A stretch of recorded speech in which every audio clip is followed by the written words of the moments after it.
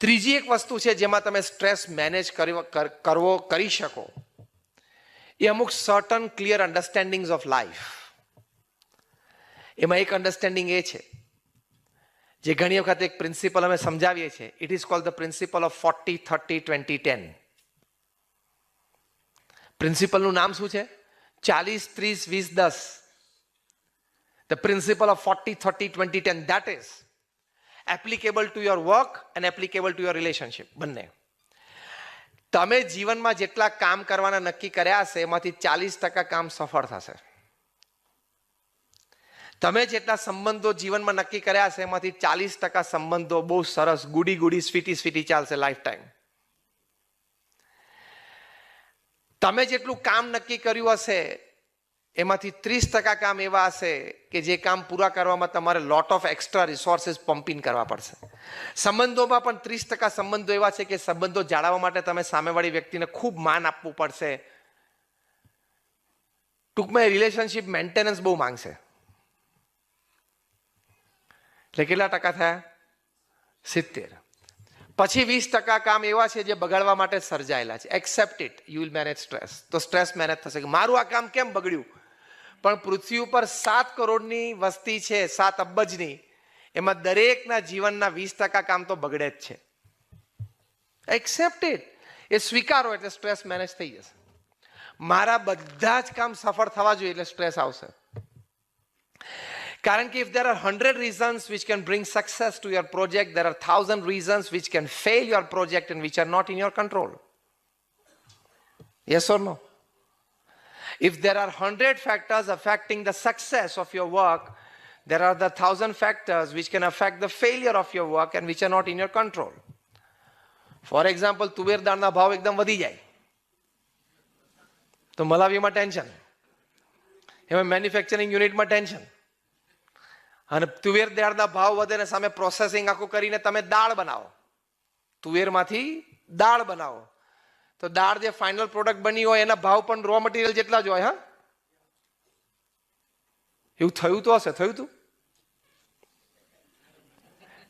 Raw material અને finish product બંનેના ભાવ સરખા થઈ, કારણ કે પેલાના ભાવ બહુ વધે અને પછી તમે સ્ટોક કરીને રાખ્યો હોય અને પછી ભાવ તૂટે કે ભારતની તો પ્રજા બધી 125 કરોડની છે, તે મારું એક ગોડાઉન કી દાળ નહીં ખાય એક વર્ષમાં, પણ ના ખાધી જો ને.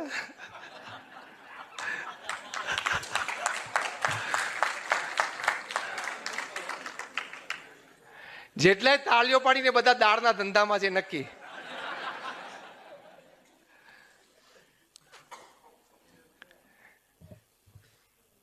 એટલે 20% કામ જીવનમાં બગાડવા માટે સર્જાયેલા છે.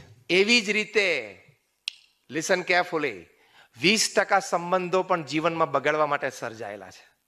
પછી એ કોકને પતિ પત્ની ના હોય, કોઈને મિત્ર ના હોય, કોઈને બિઝનેસ પાર્ટનર ના હોય, ફેમિલી રિલેશન્સ હોય. 20% of the relationships of your life are bound to get spoiled. Accept it. તો સ્ટ્રેસ મેનેજ કરી શકશો. મારા સગા ભાઈ આવું કર્યું કરે,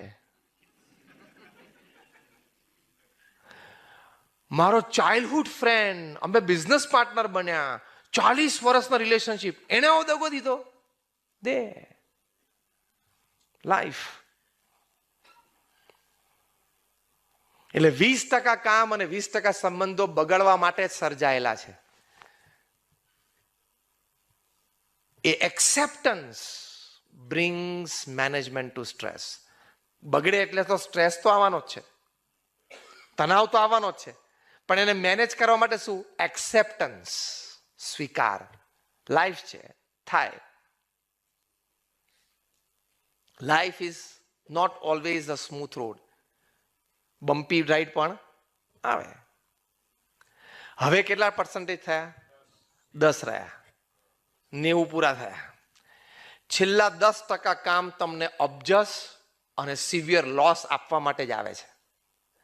અને છેલ્લા 10% સંબંધો દુશ્મનાવટમાં પરિવર્તિત થવા માટે આવે છે. જીગરજાન મિત્ર જાણી દુશ્મન થઈ જાય. બન્યું હશે, ઘણાને એવા પ્રસંગ બન્યા હશે. The best of friends become the worst of enemies. And your worst enemy was definitely once upon your best friend. કારણ તો જ તમારી ડિટેલ્સ એને ખબર હોય ને. એટલે છેલ્લા 10% કામ એ તમને અપજશ આપવા માટે અને સિવિયર લોસ લાવવા માટે જ આવે છે. અને 10% તમારા જીવનમાં તમે બનાવેલા સંબંધો એ દુશ્મનાવટમાં, એનિમિટીમાં પરિવર્તિત થવા માટે જ આવે છે. Accept it. Acceptance will manage the stress. This is called the 40-30-20-10 principle. આ પણ એક તમે ટેક હોમ કોમોડિટી છે. This is a take home commodity. 40-30-20-10. This is the reality. This is the fact of every human being's life. Yes or no? If you agree with me, raise your hands. Yes or no? જો બધા હાથ ઊંચો કર્યો. બધાની આ હકીકત છે. આપણને હજી એનિમલ કિંગડમ અને પ્લાન્ટ કિંગડમની ડિટેલ નથી ખબર, પણ આ 40-30-20-10 પ્રિન્સિપલ મસાઈ મારામાંય લાગુ પડે છે, સેરેંગેટીમાંય લાગુ પડે છે, બધે લાગુ પડે છે. કે ચિત્તો દોડે એટલે દર વખતે હરણ એની પાછળ પકડાઈ જ જાય એવું નથી હોતું. There are failed attempts there also. એટલે એ પાછું પેલો 20-10 કેટેગરીમાં જાય એનું વર્ક પણ. એમાં ક્યાંક ભેખડ ઉપર લપશે ને તો ચિત્તો છોલાઈ જાય, બિચારો 3 દિવસ સુધી તો ઊભો ના થઈ શકે. એટલે પાછું પેલું 10 કેટેગરીમાં આવી જાય. એટલે જીવ પ્રાણી માત્ર 40-30-20-10 ના પ્રિન્સિપલ ઉપર જીવે છે.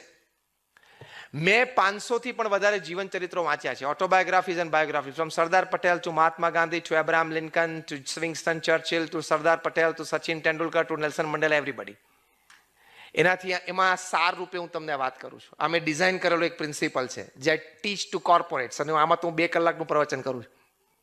40-30-20-10 એ સ્વીકારશો ને એટલે જીવનમાં ખૂબ સ્થિરતા આવશે અને તણાવ મેનેજ થશે. જેવા કોઈક સંબંધ બગડે ને એટલે એને 2 મહિનાના અંતરે 6 મહિના સુધી 3 પ્રયાસ તમારા તરફથી થવા જોઈએ સંબંધ સુધારવાના. અને 3 પ્રયાસ અને 6 મહિના પછી ના સુધરે તો બહુ મોટી ગુડ બાય એને કહેવાની, બહુ મોટું વિશ આપી દેવાનું, તું તારા જીવનમાં ખૂબ સફળ થા. પછી ટર્ન અરાઉન્ડ થઈ જવાનું અને મુખ્ય અગત્યનું કામ ભૂલવાનું નહીં કે મોબાઈલમાંથી એનો નંબર ડિલીટ કરી નાખવાનો. એટલે શું પેલું સ્કેન કરે ત્યારે પાછો નંબર જ્યારે આણે મને આવું કર્યું એને કહેતા ભાઈ ડિલીટ કરી નાખ ને, એટલે ઓછું. આ મેં 500 છે, 499 થશે, શું ફેર પડે છે? એટલે એ પ્રેક્ટિકલ સોલ્યુશન છે સ્ટ્રેસ મેનેજ કરવા માટે.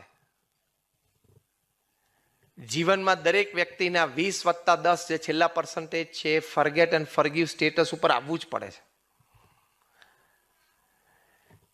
એટલે એ પ્રસંગ જીવનમાં બની ગયો, એ તમને એકવાર દુઃખ આપ્યું, એ પ્રસંગ તમે જેટલી વાર યાદ કરશો એટલી વાર તમને દુઃખ આવશે. Done is done. It cannot be undone even if you go to London. જે થઈ ગયું થઈ ગયું. You can't change the past even if you are the president of America. As simple as that.